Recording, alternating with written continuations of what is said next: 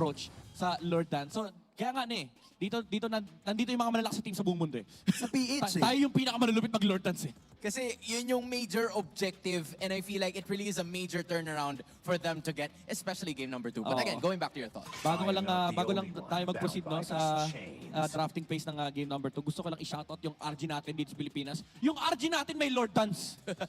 Nakalaro na ako sa ibang bansa, hindi naglo-Lord Dance doon. Dito naglo-Lord Dance. Tapos alam mo, no, ang isa sa mga napapansin Sun ko, rises when I give the throughout word. time, lumalakas yung mga RG people. Oo. Na parang, hala, hindi naman to marunong mag-freeze ng lane dati. Bakit ngayon marunong na sila mag-freeze? Ang lupit ng lupit ng development ng PH MLBB. Pero again, going back sa drafting phase natin, speaking about PH MLBB, ito yung Khalid, ni-reintroduce to ni, I think ni Sanford from Team Liquid Philippines. And ngayon, nasa first pick material na si Khalid and Blacklist International. They go back to the Gatot Kasia, maybe get to Moscow Or Harry. or Harris. The crowd. Oh, Make some noise for yours truly. God. okay. Against Khalid. You know, this is an interesting take. Usually, makikita natin yung mga pocket picks in like the second phase. Yeah. Not to mention, ito rin yung isa sa mga comfort heroes ni Lord JM. I feel like they're trying to counter or eliminate the threat na ni Perks para matanggal kagad yung gatot. But that's a little predictable now in terms of roles, right? Yeah. Now, Aurora, Ling Moscow open, Ling Moscow, Ling Claude, kahit anong Pang trip split, ni oo. kahit anong trip ni Doming tsaka ni Demon kay Tito, basta may control sila doon sa opposite lane. Again, yung Moscow ang kinaganda dito is may macro advantage siya. But they go back to the Vexana first. Yung Vexana Khalid na combo na kita natin kahapon from Aurora, and they steal the Hayabusa from MP the King. Yeah, and ang magiging parang response dito ng Blacklist International ay to ban out the Moscow. Or kahit hindi na nila i-ban out because they have the link. Pero kailangan mo maging cautious because even if may Moscow sa kalaban, I think kayang-kaya niya makipag 1v1 against a link. Pinakal pa rin naman. Respeto pa rin for Respect. Doming kasi talagang sasakit yung ulo nila dahil ang dami nilang kailangan isipin yung macro from the side of Aurora. I think Claude Habadu wise. Claude yung next potential dito for Aurora. So Blacklist International, they might consider looking into the gold lane even further. Pero interesting okay? Ang ganda nung heads of ban mula dito sa Aurora. Ayaw nila kalaban yung Angeling. Kasi ang problema mo dyan, kung enough yung damage And hindi lang din yung Angeline kasi yung Angela plus CC combination, Yeah, ang sakit din that's sa ulo pag nag-first turtle na. So, good ban kasi ginamit din ni Haji yung Angela. Week 1 yata or week 2? I think that was week 2. May kasamang Terizla. If I'm not mistaken. Magic is my life. Wow, okay, binan yung Harith.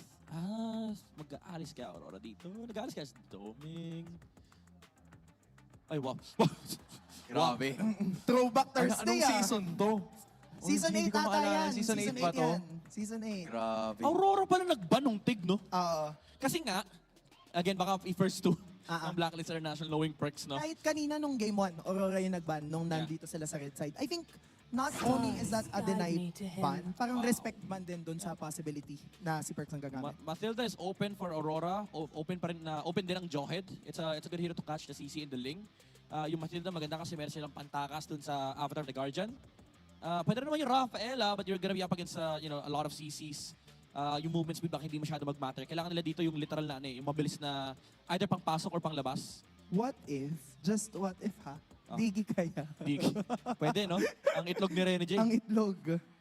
Ang itlog from Georgia. Grabe. I think carry Mathilda is fine. Pwede rin namang other roams sa Claude. Yung hawak dito. Oh, Bea! Online. Interesting. Kinuha yung Beatrix ni Filipino Sniper. Yeah. And with this Beatrix, since yun na lang yung magiging, parang yun na lang yung hero na deny pick kay Oheb but also maganda sa laning right now. For Oheb, pwede siyang mag-Claude. Pwede siyang mag 1-1. 1-1 ulit. Kaso may Hayabusa eh. Hello, sino to? Si Ruby. Okay, that's Ruby. Si Ruby Gold. Naka-funnel yung Blacklist International. Reminiscent of literally season 7. Yeah, and kapon ginawa din yata to ulit back Ruby gold lane again na for the longest time hindi natin nakita. Pero ang with this fighter gold lane, ang magiging goal ng Blacklist International, manalo sa mga turtle fight and ma-funnel nila si MP the King. Yeah, ang daming fighter, ang daming crowd control, ang daming taga-setup from the side of Blacklist International. This is literally MP the King dito for Blacklist. But for Aurora, ang dami ring ways for them to utilize the split potential from the Hayabusa, yung usage ng Wild Charge from Renegade, lalo pat may kakombo doon sa bombardment na manggagaling sa Beatrix. CC pick para kay Lord JM, but this is Doming holding on to that Beatrix. Game 2. Casters, pasok. Napakalaking statement ang may establish ng magkabilang kupunan na ito kung sino man ang makasecure ng game number 2 sa pagitan ng Blacklist International at Aurora MLBB. Gagamitin ni Domeng ang Beatrix kontra kay Oheb. Pero hawak-hawak din ni Lord JM ang comfort niya na CC. Oo nga pala. So parang ang daming kailangan patunayan. Or hindi siya masyadong pressure eh. Minsan yung mga pressure ay nakakadagdag na gugustuhin mo na galingan palalo. Parang Oo. yan ang pinakamagiging motivation mo. Na, uy, mapapakita ko yung mga moves ko. Yes. Dito kay Oheb with Beatrix. But tingnan natin kung paano magiging laning kasi very different dito yung kanilang heroes from Oo. Ruby versus Beatrix. Parang yung skills pa lang iba na agad. At saka bakit nanggaling siya doon sa Bakit itaas? napunta doon yung... Hindi na ano. Oo nga. Na ano yata rito ni Renny J, nagulo ng matindi na naman kahit pag-rock ang kanyang gamit. And totoo yun na talagang titignan natin kung paano ang magiging takbo sa simula. Kasi ang taas ng potential damage output, especially from Aurora, ayan na nga, kitang-kita natin simula pa lang. Oo. Tsaka ganda mo ng info dito na ganda ng damage nila. Kasi take note guys na sobrang bilis na mag-clear ng Glock at saka Oo. Vexana na combo. So kailangan maging maingat yung frontliner dito ng Blacklist kasi yung passive din naman ng Vexana yung pumuputok. Yes. Pagka madikit. Pero yun nga lang ay magiging target yata si Ren and Jay. Napilitan mag-flicker pero sa ilalim ng Torre First Blood para kay MP the King. At pinasok mga Bird Blades pero nahawi. Oo. Nahawi ni Edward. May bawi yata doon sa may Madagetti. Si Ay! Demon kahit kamuti ka na. Buhay pa rin na nahuli sana siya ni Renny J. Pero nakatakas pa rin with a chance! Haji, ginamit pa yung flicker during that time. Alam niya na meron pa siyang passive. So pwede niyang saluhin if ever ilan pa mga skills dito ni Edward. Napaka-interesting nung nakita nating palitan na yun kasi pinanindigan lang naman ng Aurora MLBB yung alam nilang strengths nila. Manggugulo sila, ang bilis ng clear, ang bilis ng damage output. Pero ang bilis din rumesco rito ni MP the King knowing na naka-level 4 na siya. Pero wait lang, a minute. Sinasabi natin mga folks gusto mo mag-iba kasi parang kay Oheb dito more on melee. Gusto niya yung mga close range fights. Para naman dito sa hero ni Doming, gusto niya yung parang pwede siyang makapag-change ng mga weapons. Yung apat niyang dragon na ay pwede niyang tawagin. So ito may turtle sinisimulan at i-reset. Hindi, sinimulan at itutuloy ni Edward. Pero yun na nga, aside sa mga nakita natin kanina, siguro for Blacklist International, ang pinanghawakan nila dito yung sama-sama na naman o malaubi na magiging galawan nila. Given na ganito yung advantage ng Aurora in early stages, given yung napakataas na damage output. And speaking of Edra ba ang palagan? Okay, nakita natin after the guard side para Lord J makakuha ng kill MP the King as well. So, dalawang patay tatlo para side ng Aurora. Kaya naman Blacklist International sila ang magtatry na kumuha ng turtle. Hindi na nga yata makakapag-contest pa dahil wala pala si Demon Kite. Okay, yun na ba yung response sa... confirmed na ba ito na parang, okay, Blacklist International, kahit pa ang taas-taas ng damage output ng Aurora in the early stages, kapag nagsama talaga sila rito, o pinili no? nilang ilaban together, ang taas din ng pressure na nabibigay sa Aurora, yung CC, tapos yung potential na sustain encounter dito ni Perks, kailangan mo palang respetuhin din yung early na ganito version ng tactics. Oh, speaking of Perks, yung hero niya kanina talagang harapan. Oo. Yung naging avatar of the Guardian kasi alam niya rin na nandun yung mga players din from Aurora at that time.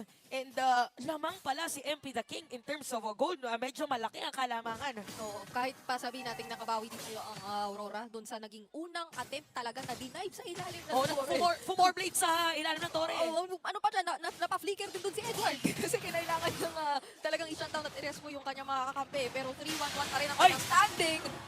At ganun-ganun lang. Parang nawala bigla si Domeng. Oo, nagkaikutan. So, sumama pala si Haji at that time. So, nagkaroon ng pokes. Probably crowd control din nila kasi naka-flicker si Domeng para sa kanyang Beatrix. So, 6-1 by the way. Para dito sa ating laban, lamang na lamang ang Blacklist 2.1k. Oo. For Yue, meron na siyang glowing wand. Yes, yung mga agents natin ay sumisigaw-sigaw na rin, no? Dito sa FPL Arena. Daman na natin kung gaano nila gusto talaga maabutin yung ating last day of the regular season ng game number 3 din, di ba? Mga sulit na sulit para naman sa ating mga masasaksihan bago pa tayo tuluyang magpunta sa playoffs. Pero magiging kalmado na lang din muna ulit ang takbo ng ating laban. Grabe yung makikita natin dito na pag-maintain lang ng Blacklist International na, okay, hindi natin pwedeng sobrang kulitin yung Aurora MLBB dito. Mataas ang tsansa na makabawi sila kahit Oo. anong sabihin Kasi natin. parang, we can say that for Aurora, isa din sila sa mga teams na grabe din mag-punish if ever meron mga nag-overdive, overstay na mga kalaban. Ayun sa may top lane, ginamit na nga yung Tempest of Blades laban sa tatlong, away mong 4 kasi merong Eternal Guard. Kaya mapatay si FP The King during that time. So sa main mid naman, meron folks na gagawin, pero this is a Glock, hindi yata maka-crowd control kasi naka-power of nature. Middle lane magkakakitaan ulit. Okay. Dito yung mga dating magkakakampi din. So, ang naging casualty lang was FP The King. Yeah, may mirroring din naman kahit papano. Makukuha ng Blacklist International yung Torres sa baba, courtesy of Lord JM. Pero mukhang makakakore rin naman ang Aurora doon sa itaas dahil nga nakuha nila yung kill. Or kamunti ka na nga magkakalaga na naman. Pero tignan natin kung ano ang magiging takbo ng susunod natin na turtle objective. Kasi Aray! eto na ang signature na asahan mo sa sisi. Oo, sakit ng sakit ng mga payoyo dito ni Lord JM nung sinabi ni Brigid at saka ng panel natin or mga katambay natin na talagang signature ni Lord JM. CC, kitang-kita naman Oo. natin dito how aggressive he is. Talagang gustong tutukan ni FP The King si Domeng. Tempest of Blades ginamit na at hindi na nakatakas pa dito si Domeng. At yung mga ibang kasama pa niya sa Blacklist International ay Yung parang bubble. ready na nga Romespo kung sakali man na magkabitinan ulit. So very focused ang Blacklist International sa pag-shutdown dito kay Domeng na parang nagiging rewarding sa kanila kahit anong masabihin natin. Kasi katulad nito, lamang naata sila pero wait lang! Pumasok na nga, Lord JM dito halos wala na buhay pero napakita Bridget Glacier. Yue makakakuha ng kill sa moment na yun. Raging Sandstorm as well. So a Demon Kite makakakuha ng turtle this time around para sa side ng Aurora and double kill na para dito kay Yue. Ito yung iisa sa mga iilang beses lang na hindi pinili ng Blacklist na talagang magsanib puwersa at magsama-sama. So, talagang nakita natin doon yung pagpapanis na pinag-uusapan yata dito o pinag-uusapan natin dito for Aurora MLBB na pag na-acknowledge nila kung ano yung nagiging game plan dito ng Blacklist International on the spot yung pag-adapt at yung magiging response nila. Oh, sobrang bilis kasi kanina around 2.2k yung kalamangan dito ng Blacklist pero nasasagot agad dito ng Aurora. So, yung mga moments na ganun is talagang kinakapitalize lang dito ng Aurora. Probably naghahanap sila ng tempo or inahanap nila kung nasan dito yung magiging rotation ng Blacklist and look at Domeng nakapag-build na ng BOD. Na gusto ko rin na talagang pagtuunan ng pansin kung paano na-hold together team pa rin yung mid lane dito. Even despite na parang napipigilan si Rene J sa gusto niyang gawin na maaga pang gulo. Tapos parang hindi rin naman nabibigyan yung kadali yung trabaho for Demon Kite. Especially Domeng, na paulit-ulit iniikutan. No? Pero kahit paano, yung nagiging follow-up dito ni Yue, parang na-maintain niya yung pagiging very reliable dito na basta may mahanap na isang opening ang Aurora MLBB, sige susundan kita. Oh, tsaka ano nga yung positioning niya dito, actually parang hindi siya yung parang tahimik lang siya na nakabang doon sa may likod kasi pwedeng tamaan ng mga skills niya. Not very aggressive pagdating doon sa mga pokes pero whenever na may tatamaan ay sure na mga poke. Pero iba ang playstyle dito ng dalawang teams natin. Kung kanina team fight po team fight, naman sila, naka-focus on taking down turrets against each other. Grabe yung strength dito ng Blacklist International. Getting hold of the link ay parang ang dami nilang ino-open na possibilities dito sa pagkakakuha nila ng link ni MP The King. Kung kanina, akala natin gusto yata ni MP ay sobrang maghanap lang ng paulit-ulit ng mga kills. Hindi naman pala yun lang. Gumagedli, gumagedli technique dito si MP The King. Siguro nakita niya rin yung potential na Oo. ng damage dito ng Aurora. Eto na. Pero Tyler sinisip na ng Blacklist dito. Hindi na natin kung makakaabot pa ilang mga players. Pero nahatak, US ka na be down. Sabi nila hindi lang nila mapupwestuhin. And Rene J, kamunti ka na rin. So mukhang makukuha to ng Blacklist. Medyo mahirap para sa Aurora na makapasok. At wala na nga iyatang makakapag-contest pa as Blacklist secures the Lord. Kakabanggit lang natin kay Yue. Siya pa ang nahanap doon ng Blacklist International. At kung hindi na nga piniling ipalago, i-risk pa ng Aurora MLBB yung ganoong klase ng objective knowing na wala din si Yue. Yung isa sa mga pinakapanggagalingan din nung damage nila. Kasi iilan pa lang ba ang hawak ni Domeng at this point? Parang kinakailangan pa yata nilang tansyahin kung kaya na nilang sobrang ilaban nito without the presence of Yue. And yung Eternal Guard, malaking bagay yun. Paulit-ulit natin nakikita kanina pa eh. Oh, tsaka yung mga paggamit niya kasi ng mga deadly class, parang sakto din talaga kay Yue kanina, kaya talaga siya yung 19 target. And we really have to commend yung naging haltak dito Yes. ni Oheb kanina kasi kitang-kita na viable target si Yue at the time. So, Aurora, kailangan dumepensa doon sa Lord ng Blacklist sa may top lane. And sobrang gusto ko lang sabihin na ang disiplinado ng lost for words tayo eh. Na sobrang disiplinado ng nagiging performance dito ng Blacklist. Oh, hindi natin ramdam na match point na ang Aurora MLBB ngayon. No pressure at all. No pressure at all. At nag-stick pa sila with their comforts or with this idea na talagang malaubi kasi pinapanil yung datingan dito kay MP The King ng yung mga resources namin dito for Black International. Oh, Hey, yeah! Sandstorm! Nagsimula na naman! Sinong nahuli doon? Para si Perks yata kalahati na yung buhay pero mapapalay pa rin si Edward during that time. Ito 1 yung blacklist every time na mayroong papasok from any player ng Aurora. Grabe pala dito, nararamdaman na natin yung pagka-paktuan dito na mindset ng Blacklist International. Hindi na pagpatuloy ng Aurora MLBB doon yung engage or yung initiation. Oy! Pero baka ito simulan natin pagpatuloy na! Tignan natin kung mayroong backup damage from the side of Aurora pero unstoppable na. Dito si Haji, napalamig niya. Dito yung mainit na bato ni Renny J during that time. At hindi din nakasunod ulit.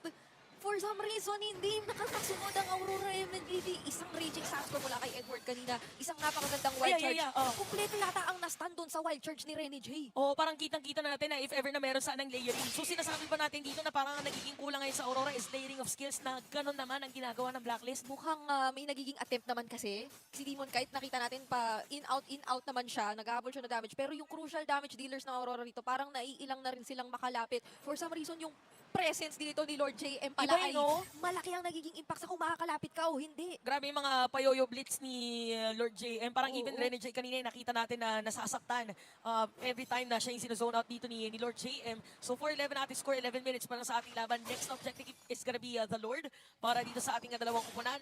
Pero parang talaga nagfo-focus muna na paliitin talaga yung sabihin nating resources na pwedeng kuhanin dito na Aurora. Sobrang interesting pa nito kasi ang hawak pa lang ni Lord JM at this point, War Axe, Brute Force. So, mabilisan lang din talaga yung gusto nilang nagiging takbo. And for this upcoming objective, ano kaya ang magiging plano ng Blacklist International? Kasi hawak-hawak nila yung kalamangan. Isa yun sa mga sigurado tayo. 6.7k. Pero ang Aurora, hindi sila nagpapahuli ata kapag kami magagawa sila na playmaking. Kailangan lang sobrang maging committed yata sila. O kailangan yung focus fire nila is really on point para makasecure ng kill laban dito sa Blacklist. So si Renny J nakaabang Wow. sa may top lane. Okay, nag-aabang siya dun sa flag ng Blacklist. So tingnan natin kung ano magiging plano dito ng Blacklist. Meron knock from the Lord. Si Edward naghahanap ng information para sa kanila mga kalaban. Renny J dun sa may madalikod. Ginamit yung kanyang one charge. Pero si Ohe pa rin ang makakasecure ng Lord. Renny J is down at patay na rin si Edward. Yung mga natangka na magbigay ng vision na patay ng Blacklist. At akala ko rin mawawala dun si MP The King. Kasi parang siya yung sumalo ng wild charge at kamuntikang ma-burst down ng Aurora MLBB. Pero buhay pa rin. Umabot yung Tempest of Blaze. At ngayon maiiwanan sa depensa ang Aurora MLBB. Demon kahit dito, ina-attempt din na magkwatsyado pero may hatak! Nahuli nakatakas si Doming noong time na yun. Pero nakikita natin yung pressure from Blacklist International. Nakasira pa sila ng Torres sa taas. And Demon kahit kamunti ka na nga. Okay na wala ng passive dito si Haji. So nagkakabigay. Sinasabi natin talaga nagigigil ng pumitot yung mga players natin eh. Oo nga, okay.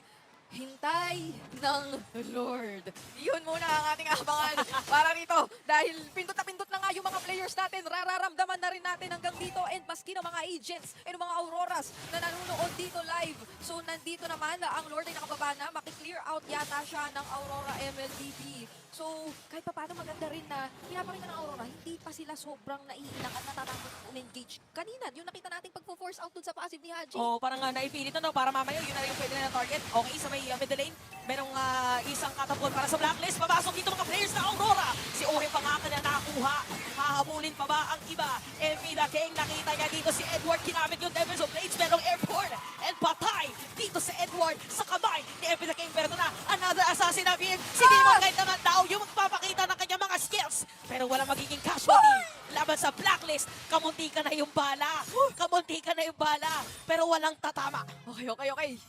Napakadikit na nakikita nating palitan ngayon. Gold lane para sa XP laner ng Aurora MLBB. Kumbaga ay parang sa kanina nating naobserbahan ay sabi ng Aurora, sige may isang malapit. Medyo humaharap yata dito si Oheb. Kuhain na natin yung kill na yan sa kanya para mas mabawasan yung playmaking dito ng Blacklist International na internet naging napakaganda for them. Pero surprisingly pala, yung damage ngayon ni MP The King na may hawak na 12,000 ng gold ay kahit si Edward nadarama. Oo, yung di ba? Kaya pala pinasok niya kahit nandun yung mga kakampi Oo. ni Edward nung time na yun. So ito na naman, nagkakasalubungan na naman yung mga players natin. Outer the guardian, si Edward na mahuhuli nila habang si Evan inahanap na dito si Yue. Ginamit yung Devils of Blade, si Edward na naman ang target niya. Killing spree ng awa dito sa ling. At kita natin ngayon, si Demon kahit parang naiwan yata laban sa apat na players ng Blacklist. Ohem, makakakill. Nawalan na ng quad shadow rito at dalawa ang tumba para sa Aurora. Ano ang magiging sunod na plano ng Blacklist International na ngayon sa nakikita natin ay kumpletong-kumpleto. Mukhang ang bottom lane turret ang next na magiging target maski o pati mid lane yata ay gusto na. Pero eto na rin ba yung call na kaya tapusin na? Wait, pumasok si Ohe ba? By the way, pero mga pihit para dito kay Doming.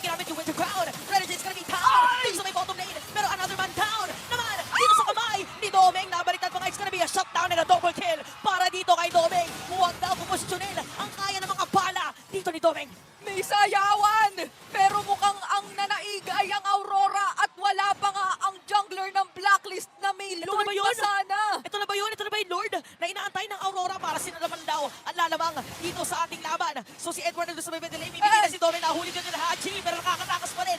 Merong pakpak, merong immortality, pero si Haji makakatakas sa moment na yun. Habang si Perks at si Lord JM, nahati na po yung mapa, nahati na yung lanab doon, pero nakatutok tayo ngayon kay Haji, and it's gonna be a shutdown para kay Yue. Wala ang mid laner ng Blacklist at mukhang hindi pa tapos ang Aurora MLBB. Talaga nagkikilitian na sila rito at kontrolado na ng Aurora yung Lord Pit, pero aabot na yata si MP the King. So magiging ano muna na naman ito, tansyahan pero bawasan ng isang miyembro ang Blacklist, kaso napupong yata ang Aurora. Okay, meron purple buff si MP the King, by the way. Napalaglag si MP the King sa time na yun, pero Ohem nakakuha, nakita, at nakukuha na nga dito, pero si Demon kahit patay na rin pala. Levels of breaks ginamit na rin, pero si Edward ang makakakuha ng Lord! At may mga minions sa bottom lane, kaya uwi na muna ang call for Aurora MLBB. Nasa kamay nila ang Lord kahit pa nawala ulit doon si Demon Kite, na gaano ka ba ka-reliable para makuha mo pa rin yung Lord na yon. Eto, we watch the replay, nahati yung mapa kanina eh. Thank you, Infinite Instant Replay. Paano nga ba talaga nangyari nun? Ayan na, ito nawala si Koheb muna doon, nawala si Demon Kite. So wala talagang retreat ang Aurora MLBB. Pero ang kumuha, Napaaga pala yung retry nung time na yun. So yun lang ang importante during that time. Tama ba? Lumamang ang Aurora dahil sila nakakuha ng Lord. Desert Tornado lang pala ang nakahagit dun sa buhay. Dun sa kakapiranggot na buhay ng Lord. Ay. So, hindi pa talaga magbibigyan ng chance ang Blacklist International na umabante ng sobra, pero gusto yata na bawas-bawasan na ni MP the King. Sasalubungin yata sana. So inaalagaan ngayon, Kalingang Tunay. Galing ang tunay. Doon sa Lord, magkakasalubungan. 4 na players, 5 players na Blacklist. Naalaman ni Edward, merong vision. Okay. Malayo pa si Demon Kite dito kung sakali man.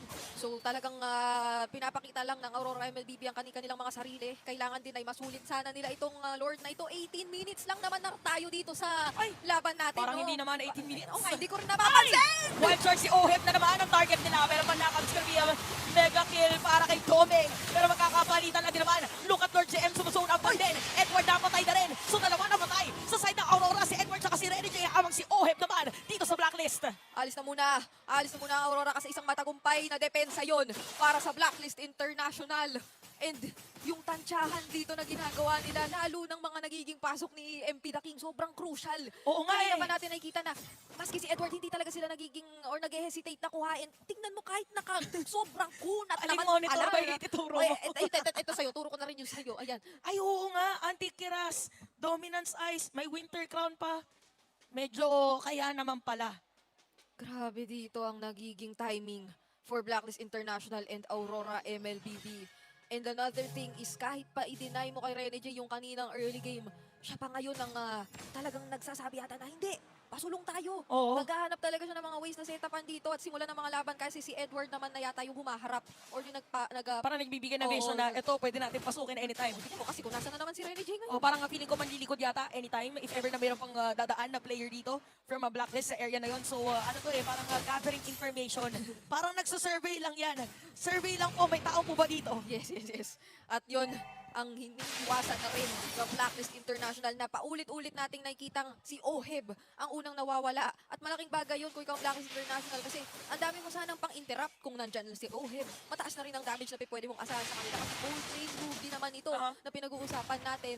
Pero kapag paulit-ulit natin nakita yung ganung kwento for Aurora MLBB ay baka sila na ang makamaximize talaga dito. Pero si NJ, Okay, si Renny J, makunat yung bato. And kita natin dito for Blacklist, hindi din nila pinipilit. Oo. Kasi alam nila na pagka ginamit nila, majority ng mga skills nila against Renny J, baka maubos. Yes. Pagka dumating yung mga ibang players ng Aurora. Parang picking your own poison, or picking your poison na lang to. Pinili mo yung sariling lalaso sa'yo, mahirap yon. 21 minutes! 21 minutes na tayo at talagang hindi na kita masisi kung bakit laso-laso ng mga naisip natin kasi grabe ang mga naipapakita dito na dalawang teams natin. Sayawan na naman sa Lord bago tayo makakita ng kahit ano pa mang aksyon At yung mga waves din dito, actually feeling ko for Aurora Crucial din yan MLBB, ito yung isa sa mga kailangan talaga nilang tansyahin. Kasi kahit kanina, nung nakakuha sila ng advantage or na-secure nila yung Lord, ang taas nung angat nung bottom, ano, Tsaka ano, kung papansin kasi natin, even yung middle lane dito ng Aurora, hindi na pwedeng bitawan. Kasi konti na lang, masisira na rin. Sumawalan sila ng inhibitor turret, eh kailangan nila, if ever, makuha ng blacklist yung Lord. So, abang lang muna dito sa mga brushes sa mga tao para dito sa ating game. Pero dadating na tayo sa equilibrium, let's say, ay hindi, equilibrium na pala, 21 minutes. Siguro ang hindi na lang dito equal ay yung bilang ng tore ng blacklist. Kasi ang dami pa nilang tore. Ang dami pala nating kills, ha? In fairness, Oo, 10-20. 10-20. Parang Chinese garter lang. Salamat at binibigyan tayo ng napakalupit na aksyon bago matapos ang regular season. Pero ito na naman ang nakaangat na wave na sinasabi natin kanina. Ay, naku, at si Renny Jane! Mawala ng immortality yung bato, pero dadating na nga dito si Khalid. Renny J. Scarmita, pero tutuloy pa rin yun ni Edwin mga pag-zone out after the record siya nagamit na. Patay sa kamay ni FP The King. At ito na nga yata dahil si Dobeng, wala na rin mapupuntahan pa. Meron ng mga buy and sell na nakikita. It's gonna be a shutdown si Yue na lang.